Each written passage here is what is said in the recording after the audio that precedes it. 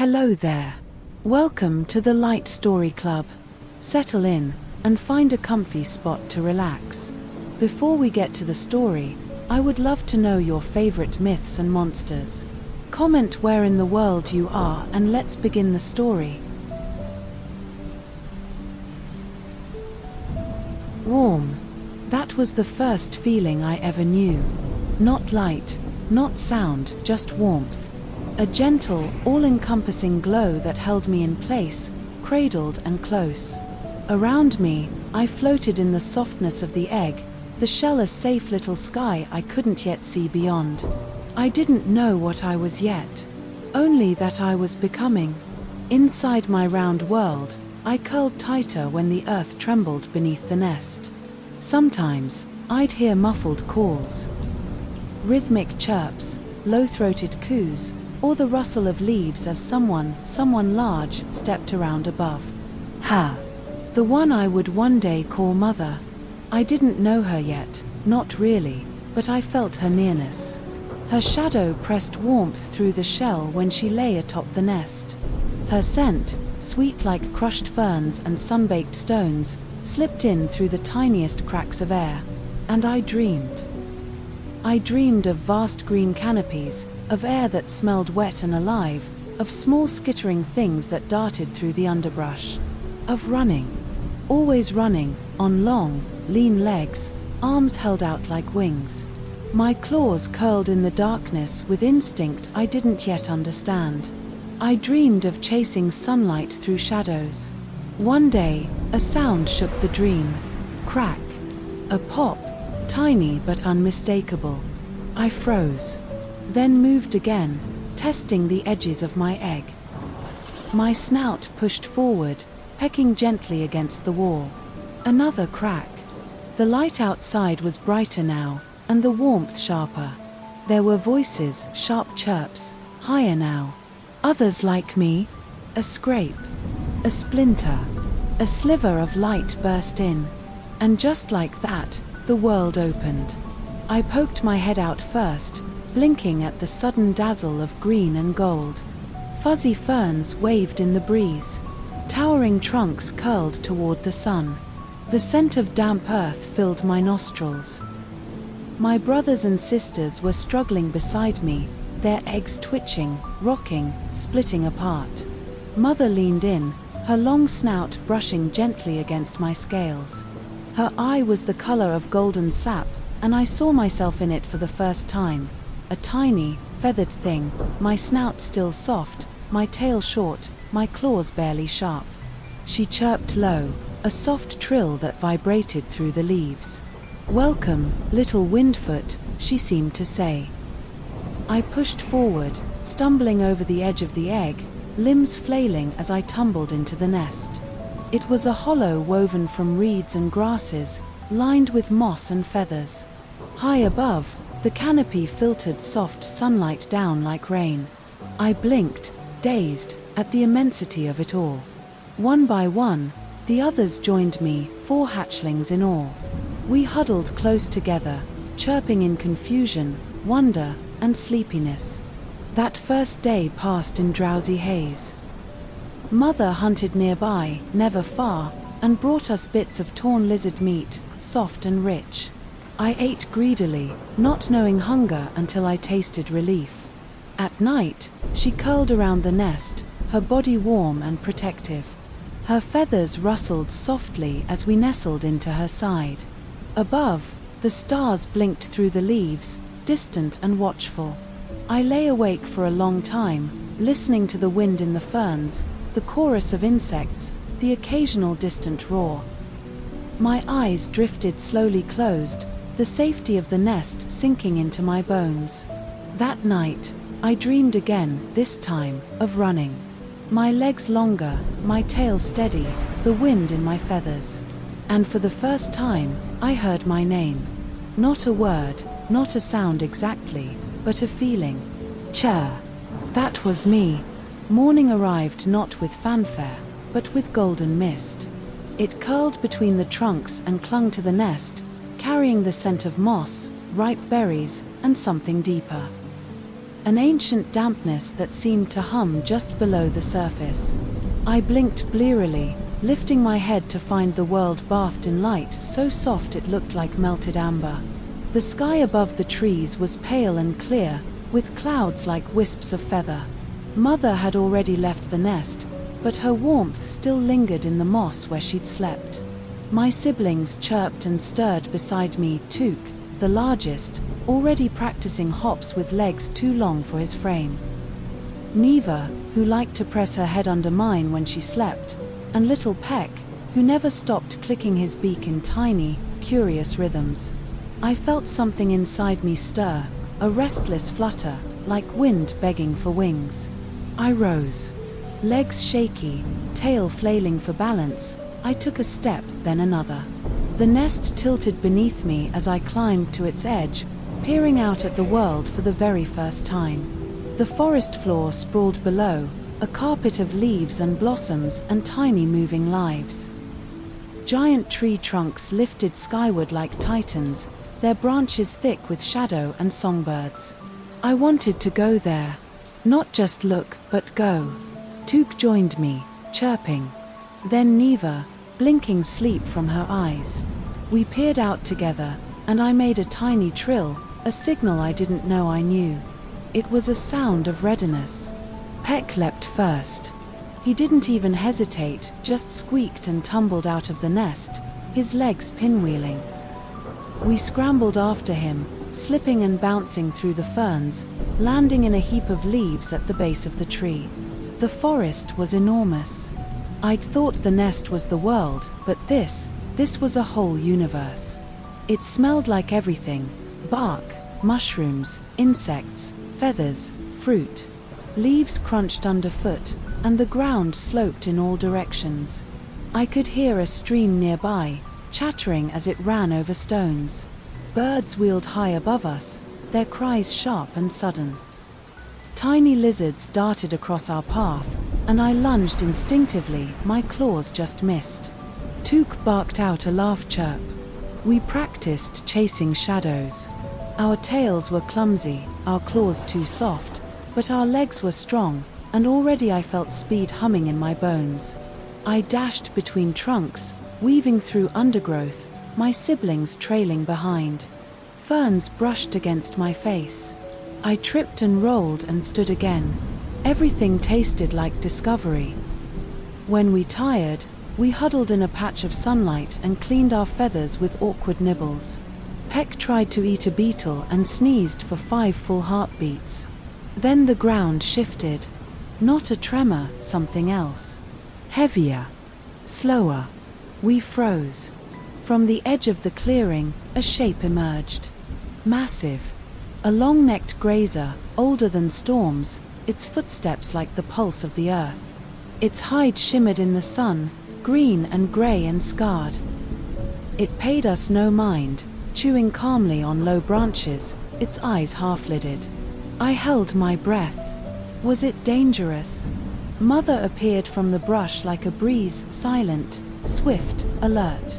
She chuffed softly at us, a sound that meant, stay close, stay small. We obeyed. She circled the giant, always watching. Only when it moved on did she relax, her feathers settling. She nudged us gently with her snout, leading us back toward the nest. The light was beginning to change again. Growing more golden, more sideways. The long shadows of dusk crept along the ground. As we climbed back into the nest, I turned to look once more at the trees. I wanted to remember them. Their size. Their song. The way the light filtered through. That night, Mother groomed us with gentle bites, her breath slow and warm. Her claws rested on the rim of the nest like anchors. We curled into her side, listening to the rhythm of her heart. And as I drifted off, my thoughts were full of running, chasing, leaping. Not in dreams this time, but in memory. My first steps were behind me now. Ahead lay a world waiting to be known. The rain came for many days. It began as mist, soft and cool, whispering through the ferns like a secret. Then it thickened, drummed against the canopy, slid down tree trunks in long silver ribbons. Pools formed in the hollows of roots. Streams swelled into rushing little rivers. The nest stayed dry. Mother had chosen well. She'd built it high on a forked branch with thick fronds above to keep the worst of the weather away. Still, we were restless. Peck was the first to grow fidgety, pacing in circles around the edge of the nest, chirping a rhythm no one answered.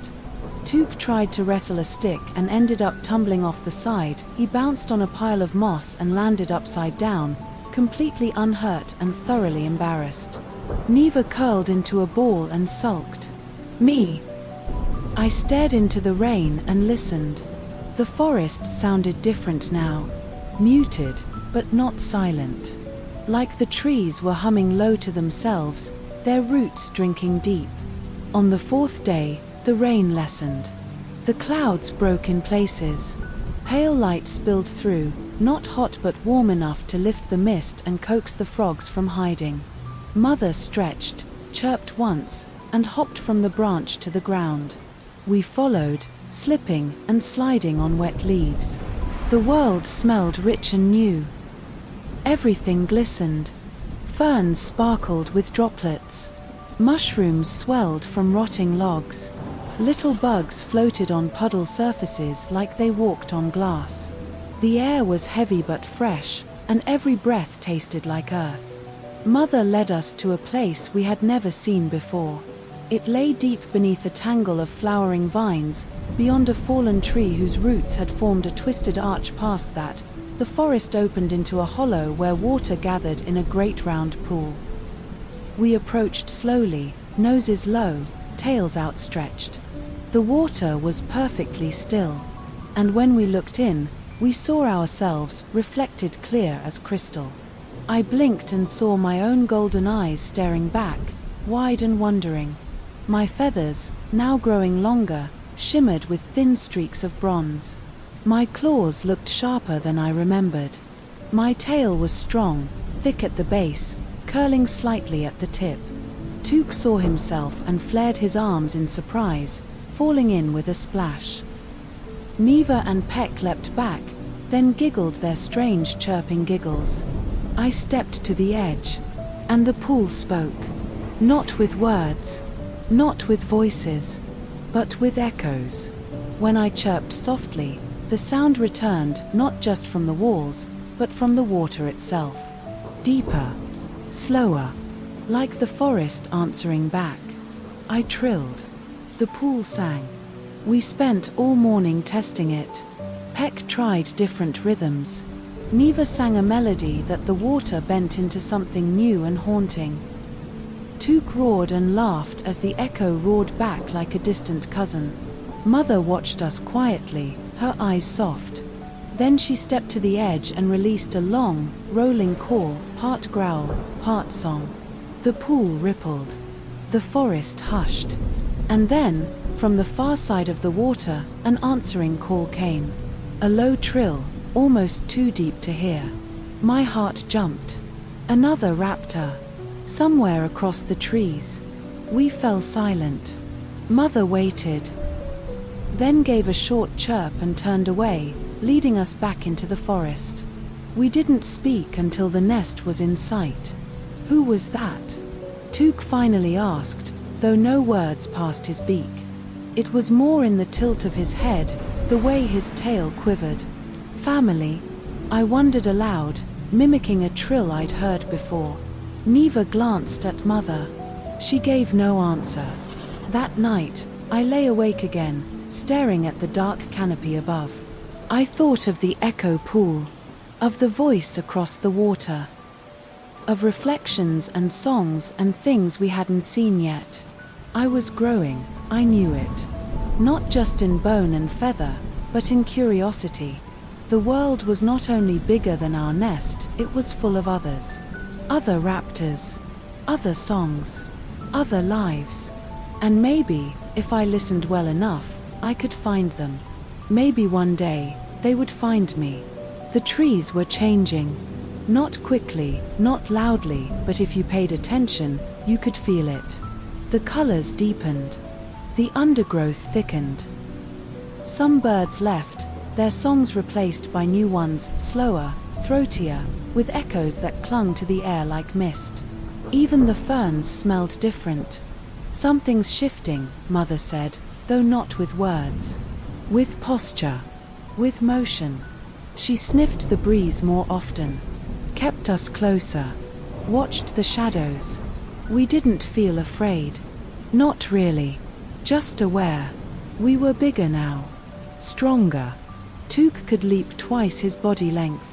Neva could sneak through dry grass without a single crunch. Peck. Bless his twitchy claws, could mimic Mother's chirp nearly perfectly now, though she never reacted when he tried it. And me. I was faster. My steps more silent. My claws grew curved, slick, and quiet. I could feel the twitch of a lizard under a leaf before it even moved. One morning, as fog still wrapped around the branches like cotton, Mother took me aside. Just me. She chirped softly, and I followed. Past the berry thicket. Past the echo pool. Beyond the log with the pink mushrooms where the beetles liked to hide. She led me to a clearing I'd never seen before. The ground here was bare. Flattened. Covered in claw marks and shed feathers, old and broken. A single tree stood in the middle, tall and leafless, its bark scarred from countless scratches. Mother faced me, tilted her head, then lunged. Not to hurt, to teach. I dodged, yelping, slipping on wet dirt. She circled again, quicker than I remembered, her body low and lean. She was showing me something. Testing. I crouched, mimicked her. We circled. Tails out. Claws up. Then, she struck. I leapt, barely clearing her swipe, then landed awkwardly, tumbling into a patch of dust. She chuffed, amused. Again. This time, I watched her shoulders. The way her legs bent just before movement. I anticipated the strike, ducked beneath it, rolled, and tapped her side with my snout. She paused. Looked at me. Then trilled approval. We trained like that until the mist thinned and the sun reached the ground. By the end, I was panting, my feathers wet with effort, but my chest swelled with something warm. Pride. She led me home again, slower this time, stopping often to watch the forest. Every crackle of twig, every flutter of wing. The forest was shifting. Later, as we rested beneath the ferns, I stared at my claws. Not so long ago, they were soft. Now they were sharp, purposeful. Tools for gripping, tearing, climbing. We were hunters now, and the forest, for all its wonder and light, had teeth. That night, a strange sound woke me. Not a roar, not a screech, but a cry. Long, hollow. Not close, but not far either. I stood, ears pricked. The others stirred. Neva clutched at my side, trembling. Peck whimpered. Mother was already at the edge of the nest, still and watchful. She didn't chirp or trill. She only waited, unmoving, her head tilted slightly, eyes glowing like twin moons. The sound came again. Farther now, but real. I pressed close to her and felt the tension in her muscles. Alert. Ready. Eventually, the night quieted again. But I didn't sleep. The shadows of the forest weren't just darker now. They were moving. The day after the cry, the forest held its breath. No birds sang. No insects hummed. Even the wind was quieter. We stayed in the nest longer that morning, curled close to each other, the shadows of the leaves swaying above like whispers without words. Neva didn't speak. Peck didn't mimic. Took stayed awake but still, eyes flicking toward the underbrush with each snap of twig. Mother was gone early. She'd left without a sound before we woke, though her scent still lingered faintly in the moss. That was how we knew it was safe, for now. Eventually, Took and I leapt down. The forest was cool and wet, puddles still shining from last night's rain. Everything smelled like bark and earth and something more, something faintly bitter. Like stone. Like bones. We followed a familiar trail to the echo pool, wanting comfort in something known. It wasn't empty. A figure stood at the far edge. Raptor. Young, maybe a season older than us. Feathered in dappled grey, eyes sharp, tail twitching in short bursts. He stared into the water without blinking. We froze. Strangers were rare. We'd heard them, sometimes. Smelled them. Never seen one. I took a step forward. He noticed. Turned his head slightly, but didn't flee. Neva and Peck slipped behind me. Took moved beside me with a cautious step. The stranger chirped once. Not aggressive. Not afraid. Just curious. I answered. The moment held like a stretched thread between trees. I tilted my head. He copied. I flared my arms slightly. He didn't respond, but he didn't back away. Then, behind him, a shape moved. Larger. Older. A full-grown raptor, shadows threaded through her feathers. Her eyes locked onto us instantly. Cold. Calculating. The younger one glanced at her, then back at me. She gave a low growl. It wasn't a threat. It was a warning. I backed up, slow and careful. Took followed. The stranger stayed still until we disappeared into the trees. Only then did I hear him chirp again. Not to us. To her. Back in the thicket near the nest, we whispered to each other in clicks and trills. Did you see his eyes? Neva asked. Like smoke, said Took. He didn't smell like here, Peck added. He smelled like mountain. I didn't speak. Not because I didn't have words, but because I didn't yet understand what I'd felt. Something in the way he moved. The way he didn't run. The way he didn't need to speak to be heard. Later, Mother returned. We chirped all at once, telling her about the stranger, the big raptor, the way they watched. She didn't scold us. She just stared into the distance, eyes narrowed. Then she told us, slowly, in the language of old chirps and tail flicks, something we had not known. That the forest had other families. That not all of them were friends. That once, long ago, some fought for food, for space, for safety. And that in the quietest parts of the forest, some still did. Watchers, she called them. Raptors who saw but were not seen. Raptors who remembered. That night, as we slept, I dreamed of eyes in the trees. Watching. Waiting. Not evil, not cruel, but present. Like the forest itself, alive and old and full of stories we hadn't yet earned. I did not fear them. But I knew, when the time came, I would need to be seen, too. And when I was, I would stand still. Like him. We were not supposed to go there. Not because of danger, not like the hornbeaks or the sky hunters. But because it felt wrong. The trees whispered of it in crackled bark and crooked roots. The ferns avoided that place. The moss didn't grow there. Even the frogs didn't sing nearby. We only found it because we were chasing a scent. A strange one, sharp, like broken stone and old thunder. It began with a game. Took darted between trees, flaring his tail and trilling a challenge. Peck gave chase, chirping loud enough to rattle leaves. Neva and I followed, laughing in our way, clicks and snorts, flicks of tail and fang. Then the scent hit us. We stopped at the same time, 4 pairs of eyes blinking in unison. The forest had changed. It wasn't gradual. It was sudden.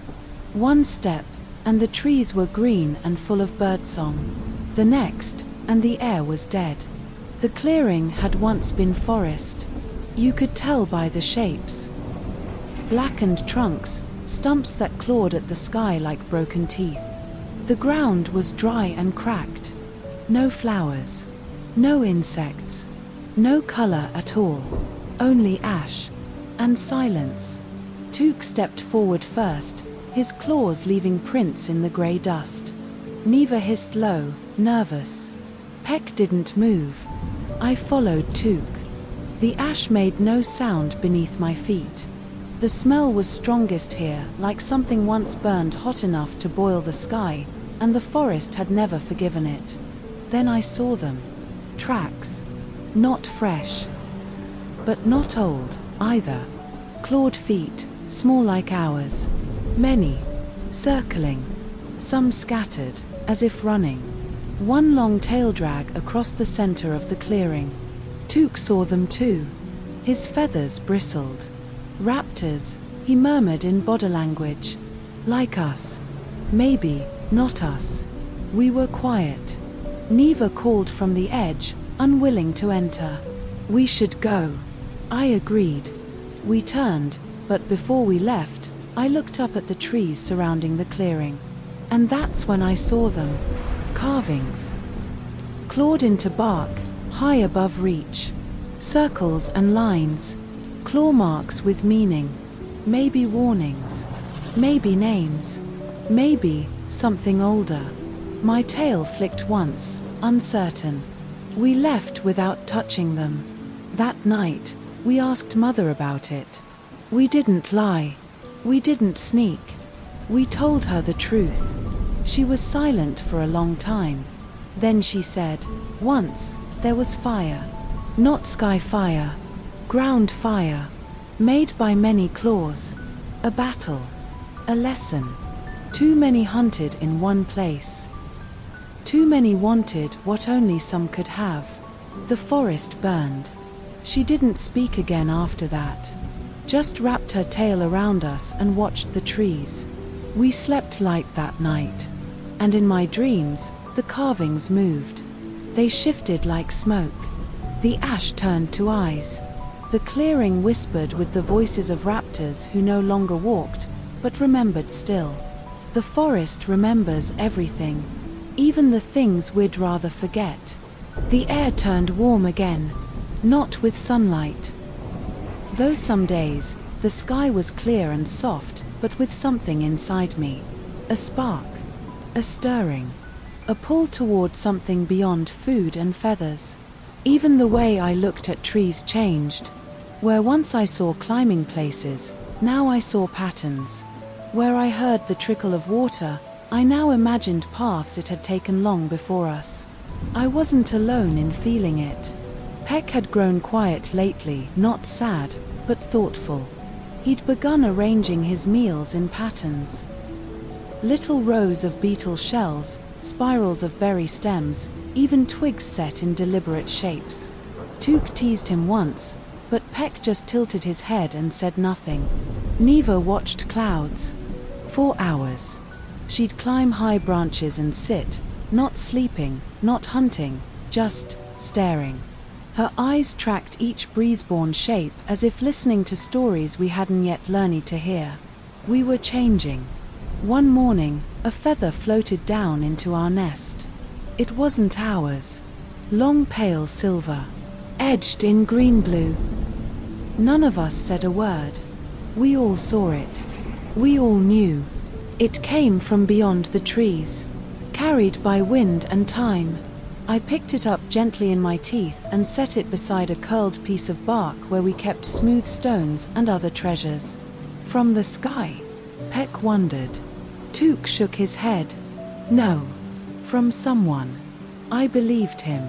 That day, I asked Mother to take me farther. Not just to hunt. Not just to play. But to see. She hesitated. Then she looked at me with her old eyes, and I knew she understood. We left the others with Neva. She was the best at watching, and moved quickly through the morning hush. The wind stirred the ferns. The light filtered soft through layered green. I could feel her mood through her stride, not fear, but caution. Not protection, but preparation. We passed the echo pool. The tree with the bark scars. We climbed a steep slope I hadn't seen before. The ground turned rocky, the air cooler, and then the sky opened. I froze. We stood on the edge of a ridge. Below us, the forest, endless, alive, a green sea of rustling waves and rising mist. In the far distance, I saw a blue-gray shape, jagged like a broken tooth. A mountain? I asked. Mother nodded. She pointed with her snout to a place halfway between here and there. A clearing, wide and sun-washed. I could just make out movement. Shapes too small to name. Dots that shifted. A gathering. Another nod. Then she made a sound I hadn't heard before. A low, curling trill. Not a song. Not a warning. A memory. I turned to her. She looked tired, not in body, but in spirit. She stared out over the forest, not with longing, but with knowledge. And I saw something I'd never seen before. Her limit. She had brought us far, but not all the way. That night, back at the nest, I curled up beside the others, the silver feather still beside our stone pile. I didn't sleep. I watched it dance lightly in the breeze. And I wondered, was someone waiting for us? Or were we waiting for them? Chapter 9. A call before dawn. The sound came just before the sky changed. Not loud, not harsh, but sharp like stone tapping stone. 3 clicks. A pause. 2 more. I sat up. Around me, the nest was still. Neva, curled tight beside a moss root. Took, on his side, tail twitching in dream. Peck's claws twitched as he muttered in his sleep. But I was awake. The sound came again. Click, click, click. Pause. Click, click. I rose slowly, careful not to wake the others. The trees around the nest held their breath. I crept toward the edge, placing each step with care. I'd learned how to move like fog. No rustle. No snap, only breath and muscle and thought. There, beneath the split bark tree, a shadow. It moved. Not raptor, not prey, something in between. When it turned, I saw the shape of a beak, and feathers longer than ours, but stiff, fanned. Bird, but not like the small skypeckers or the chatterbirds. This one was alone, big, silent. It looked straight at me. Its head tilted, not with fear, but curiosity. Its crest rose and lowered in a slow wave. Then it clicked again, once, this time, and turned away. Its wings opened, not to fly, but to walk. Long feathers dragging through the ferns like banners. It vanished into the dark without a sound. I stayed there for a long time, heart thumping. Listening. It didn't return. The sun rose slowly, gold light bleeding through the branches like spilled honey. I returned to the nest. Neva was awake, watching me. Where did you go? She asked with her eyes and ears. Nowhere, I answered, because I didn't have a better word. Took stretched. Peck yawned. The world returned to morning, but I had changed. The clicks weren't just noise. They were language. Not ours, but close. I could feel the edges of it, like something buried beneath leaves. That afternoon, I returned alone. Back to the split bark tree. I waited. Nothing. No bird. No sound. But a mark had been left, a pattern in the dirt. Not claws. Not feet. Wingtips. 6 straight lines. Then a circle. I couldn't read it, but I remembered it. That night, I traced it in the soft soil of the nest floor, over and over, until Neva asked what I was doing. A symbol, I said. From someone who watches. Are they dangerous? I didn't answer. Not because I didn't know, but because I wasn't sure danger was the right word. Sometimes, new things weren't threats. They were just ahead of us. and the only way to meet them was to move forward. That night, I dreamed of feathers the size of trees, of voices in the wind that didn't need mouths, of eyes made of stone, and of a trail, a winding one, full of flickering lights and shadows shaped like memories. The kind of trail you followed not with your nose, but with your heart. The forest had always been a place of sound, but now the silence between sounds was louder than ever. After the strange visitor by the split-bark tree, I found myself drawn toward the river. A place Mother said was both ancient and restless. The river never slept. It sang a song older than the tallest trees, a song I thought I was ready to hear. It began early, just as the sky turned soft pink with the coming dawn. The mist hovered low, thick as wool. The scent of wet stone and moss filled the air. I slipped quietly from the nest, careful not to wake the others. Neva's eyes were still closed, curled beneath a canopy of ferns. Peck and Took breathed deeply in their sleep, unaware I was gone. I padded through the shadows, claws muffled by damp leaves. My heart thrummed with the same rhythm as the river's distant roar. As I neared the water, the world seemed to hold its breath. The river was wider here, spilling over smooth stones worn down by years beyond counting. The current twisted and turned, rushing with a restless energy that whispered secrets I longed to understand. I crouched by the bank and dipped a claw into the cold water. Ripples stretched far across the surface, breaking the reflection of the sky and the towering trees. For a moment, I saw more than the river. I saw visions flickering beneath the surface, like shadows of the past. A flash of movement, scaly shapes darting below. Small fish glided like living arrows. Bright-eyed frogs hopped along mossy stones. But beneath them, something darker moved, a shadow deeper than the water itself. I shivered. Suddenly, a splash broke the quiet. I leapt back, claws digging into wet soil. A shape emerged. Not a fish, not a bird. A sleek, long-necked creature rose from the water, its scales shimmering like polished obsidian. Its eyes were curious and calm, watching me with a quiet intelligence. It was a water serpent, rare and wise, Mother said. It lowered its head, brushing the surface with a flick of its tongue. I stared, frozen between fear and fascination. Then, it did something unexpected. It lifted a fin-like arm and traced a pattern in the water, a circle with a spiral inside. A symbol. Like the ones in the burnt clearing. My tail flicked, heart pounding. Was the river trying to speak? Before I could respond, the water serpent disappeared beneath the waves, leaving only ripples behind. I sat for a long time, watching the water smooth out. The morning deepened, sunlight warming the forest. I ran back to the nest to tell the others. Mother listened quietly, her eyes reflecting the river's flow. Everything has its place, she said softly. Even secrets beneath the water.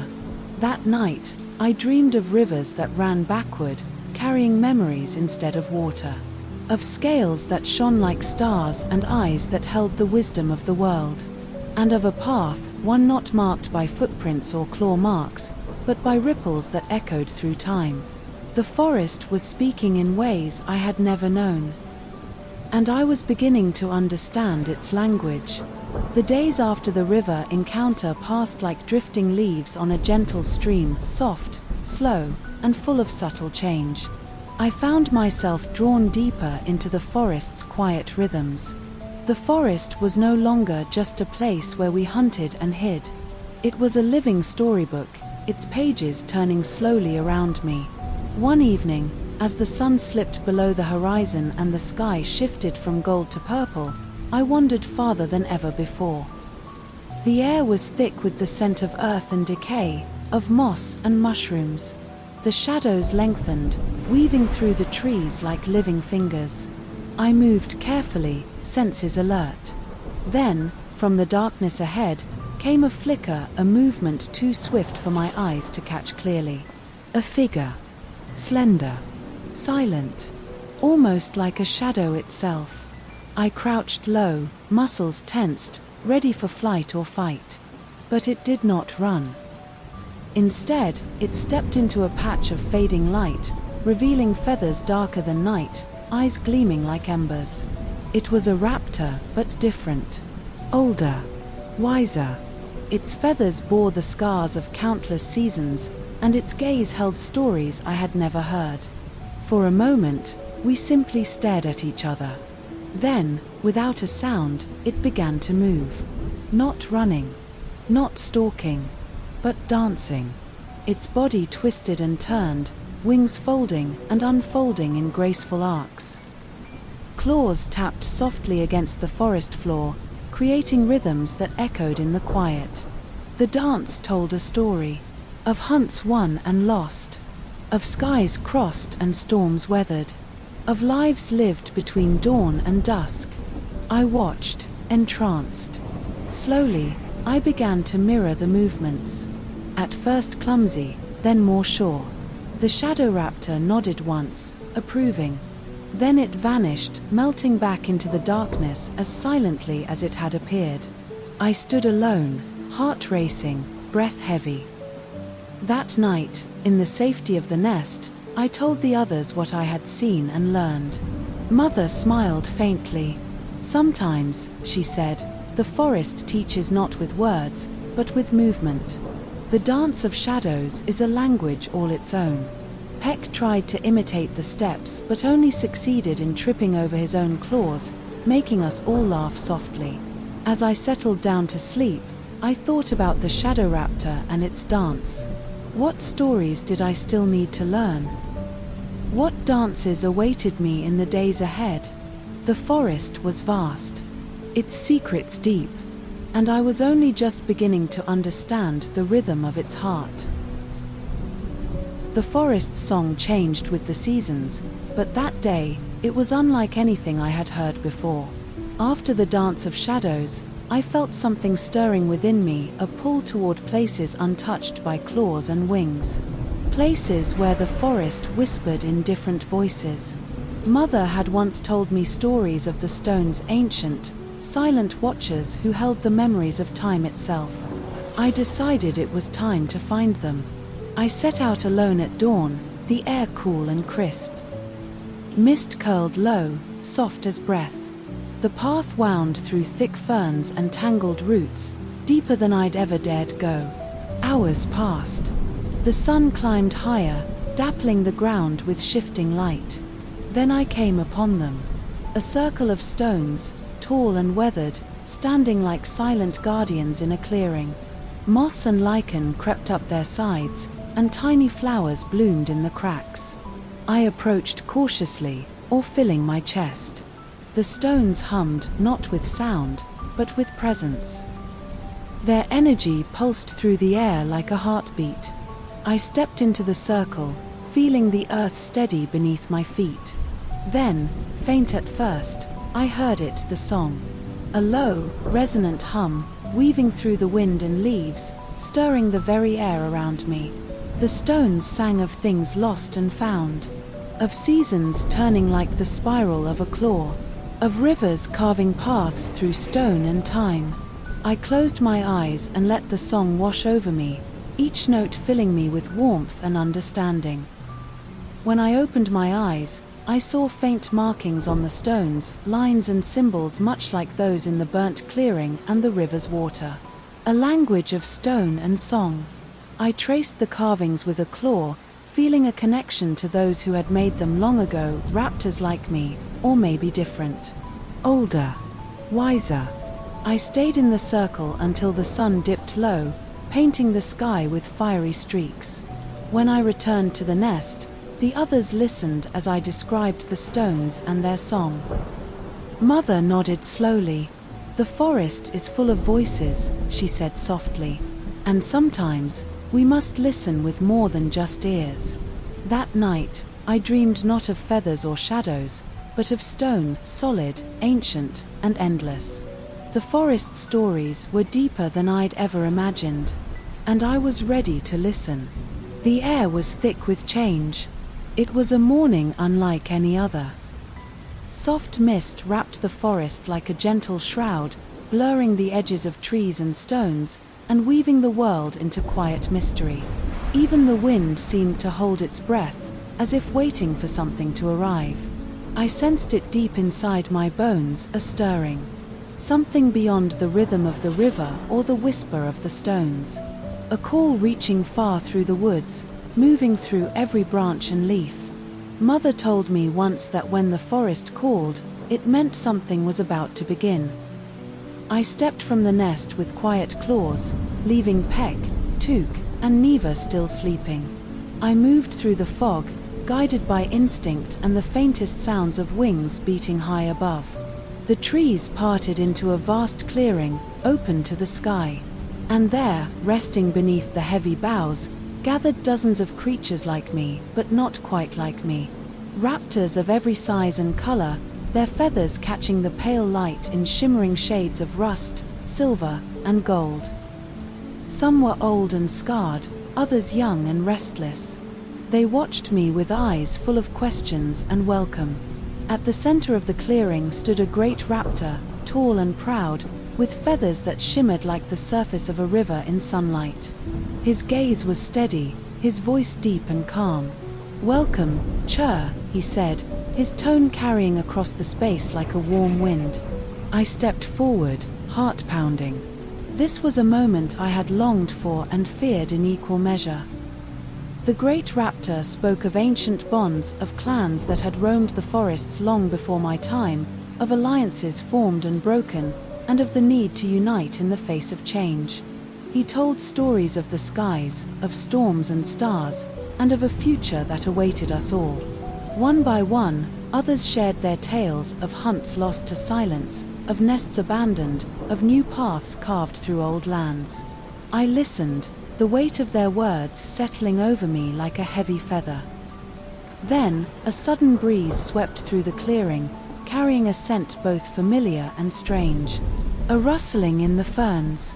And from the shadows emerged the feathered visitor, the one I had seen by the split-bark tree, the one who had danced in the shadows. She stepped forward, eyes shining with determination. "We come with warnings," she said softly. "And with hope." Her voice wove through the clearing, binding us all together in a moment of shared understanding. The gathering was more than a meeting. It was the beginning of something new. As the sun dipped low, painting the sky with fire and gold, I realized that my journey was no longer just mine.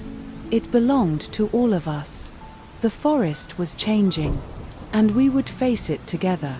The days that followed the gathering of wings were heavy with a new kind of quiet, the silence that fills the space between heartbeats before the storm. I woke early, before the first light, with the weight of the great raptor's words pressing on my mind. The forest seemed different now, not just a place of shadows and whispers, but a web of lives pulled tight by unseen threads.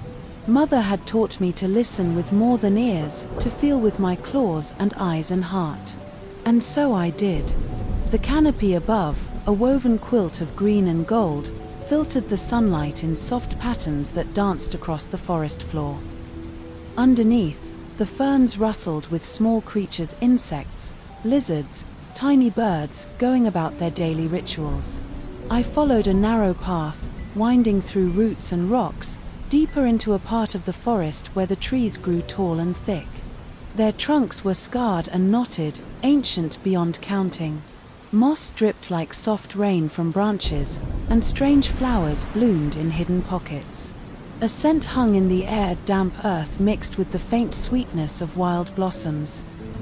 But beneath it, something else, a sharp tang, like the edge of metal or fear.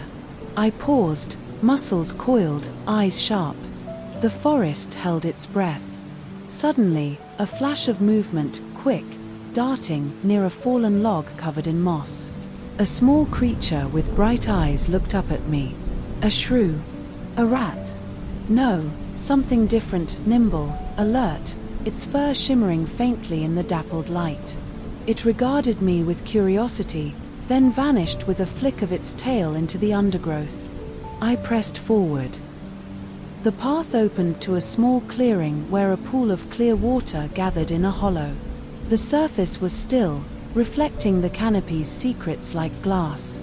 As I approached, I saw shapes moving beneath the water, tiny fish darting like shadows, and something larger, slower, the water serpent, perhaps, from the river.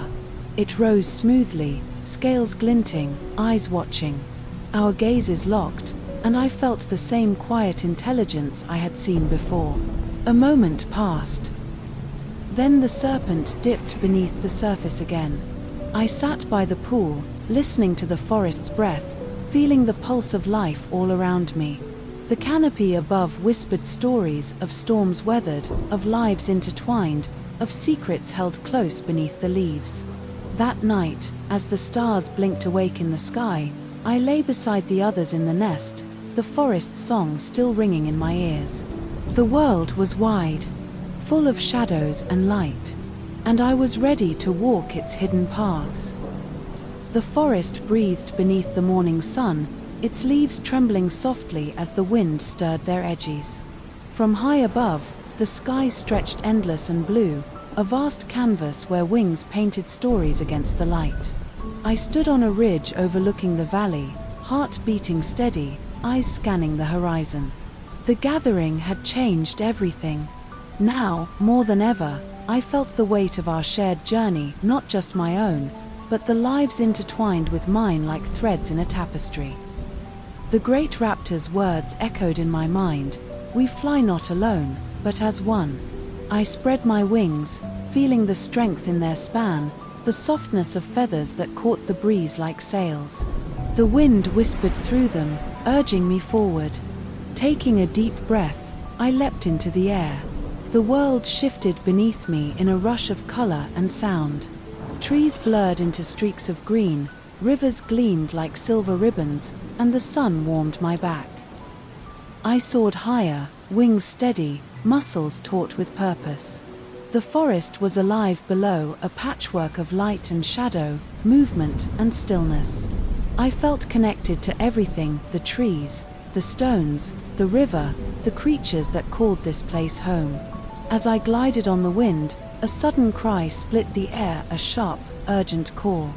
I turned my head, spotting a small flock of younger raptors below, tangled in a frantic chase.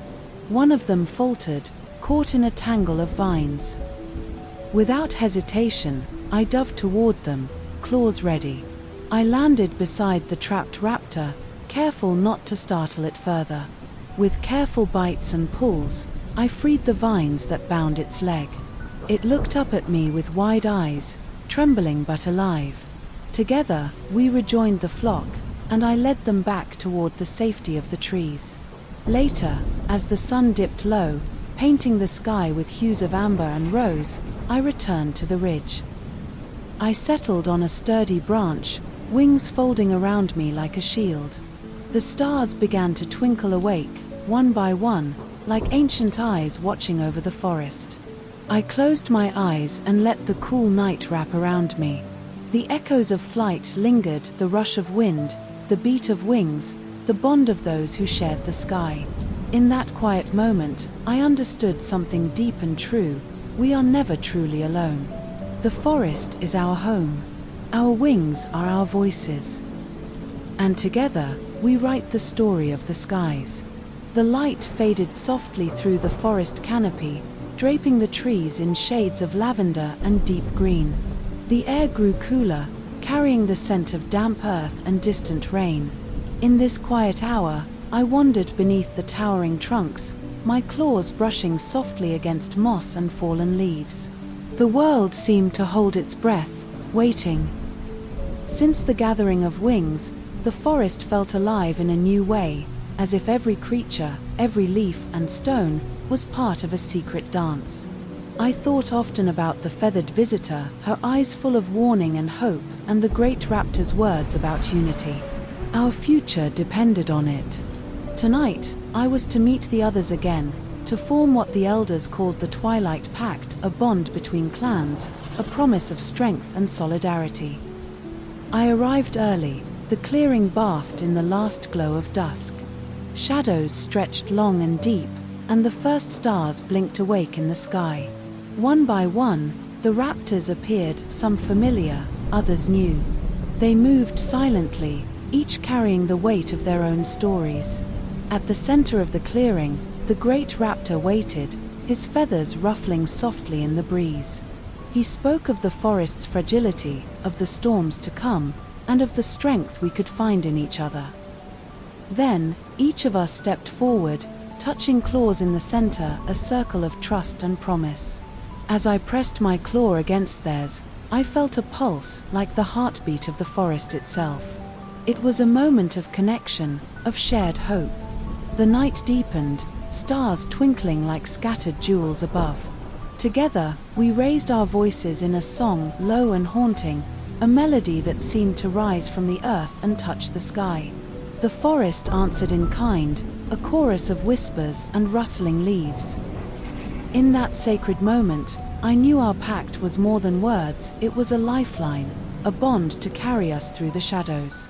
And as the moon climbed high, casting silver light over the trees, I felt the strength of the forest and the wings of my kin surrounding me. We were ready. The night settled around the forest like a velvet cloak, soft and deep. Stars gleamed faintly overhead, scattered across the sky like distant fires, their light whispering ancient tales. I lay nestled among the roots of an old tree, feathers fluffed against the cool air. The world felt still, yet alive, breathing softly in rhythms only those who listened closely could hear. Since the twilight pact, the weight of what was to come had pressed heavier on my heart. The forest was holding its breath, waiting for the next chapter to unfold. Yet here, in this quiet moment, peace wrapped around me like a gentle wave. I closed my eyes, letting the sounds of the night wash over me. The rustling of leaves, the distant call of an owl, the soft drip of moisture from branches. Dreams came slowly, like waves rolling in from a calm sea. In them, I soared above the canopy, wings wide and strong, the wind singing past my feathers. Below, the forest spread like a patchwork quilt, alive, vibrant, full of possibility. I saw the faces of my kin, mother's steady gaze, Peck's eager eyes, the shadow raptor's graceful form. We were connected, bound by the land, the sky, and the promise of tomorrow. The dawn began to glow faintly at the horizon, a soft blush of pink and gold that promised new light. I felt ready. Ready to face whatever came next. To fly further. To learn more. To protect the home we all shared. As the first rays touched the forest floor, I stretched my wings and rose into the morning air. The day awaited, full of whispers and wonders. And I was alive within it. The forest awoke slowly beneath the gentle touch of dawn. The first light spilled softly through the canopy, filtering into shards of gold that scattered across the mossy floor like scattered stars. Leaves shimmered with fresh dew, each droplet catching the new day's promise, reflecting the sky's pale pinks and blues. The air was cool but filled with the subtle warmth of awakening life. The quiet hum of insects beginning their morning songs, the soft rustle of small creatures stirring beneath ferns and roots. I stood alone atop the highest ridge I had ever climbed, my claws gripping the ancient bark of a towering tree. From this vantage point, the entire forest stretched out beneath me, a vast sea of green rolling and breathing, alive with whispers carried on the wind. I could see the meandering river weaving through the valley like a silver ribbon, the stones along its banks gleaming softly in the dawn light. The sky above was wide and endless, painted in gentle gradients of pink and gold, and I felt a sense of something vast and unknown just beyond the horizon. This moment felt sacred, an ending, and yet a beginning. The journey I had taken from the fragile shell of a hatchling to the soaring flight of a fledgling was written on my feathers and bones. I carried with me the lessons taught by Mother's steady gaze, the playful eagerness of Peck, the silent wisdom of the shadow raptor, and the stories shared beneath the gathering of wings. Each memory was a feather in the wing of my becoming. The forest around me was alive with the echoes of the past. I remembered the cool embrace of the river where I first learned to fish, the quiet strength of the stones that sang old songs beneath my feet, and the warmth of the twilight pact that bound many wings in a promise of unity. Every step of the journey had led to this quiet ridge where sky and earth met. I took a deep breath, filling my lungs with the crisp morning air scented with wildflowers and damp earth. The scent reminded me of all the hidden places where life thrived quietly. Small nests hidden beneath leaves, the secret trails of tiny creatures, the delicate blooms that dared to grow in the shadows. All of these were part of the forest song, part of the tapestry woven through the ages. My wings stretched wide, feeling the morning light warm the soft feathers along their span. The strength within them was no longer uncertain but sure and steady. With every flap, I knew I carried not just my own hopes but the whispers of the fernshade. The stories, the dreams, and the memories of those who had come before me and those who would come after. Below, the forest stirred. Birds took flight, their calls rising in a chorus that filled the valley with life. Small mammals darted through the underbrush, and the river sang its endless song. The sky continued to brighten, and the sun began to rise above the horizon, its golden light spilling across the land like a blessing. I launched myself from the ridge with a powerful leap, the wind catching my wings and lifting me upward. The forest fell away beneath me, a living quilt of green and gold. The air was crisp and clear, carrying with it the scent of rain and the promise of new beginnings. As I soared higher, I felt the gentle tug of the wind currents, guiding me forward, urging me toward places I had not yet seen. The sky stretched wide and welcoming, a boundless expanse of possibility. In that soaring moment, I understood the truth held in the whispers of the fernshade, that the journey of life is not a path walked alone but a flight shared with kin, with the earth, and with the sky itself. We carry the past with us, but we also hold the future in our wings. The horizon beckoned, painted with the soft hues of dawn, and I flew toward it, steady, strong, and free. The story of my life, like the song of the forest, was not finished. It was only beginning. And as the first light of tomorrow bathed the world in warmth and hope, I knew that I was home within the forest, within the sky, within the endless whisper of the fernshade. Thank you for listening to this light story. If you enjoyed this lovely tale, be sure to hit that like button and subscribe. Light Story Club will be here for when you want to listen to another chronicle to help you rest. Goodbye for now.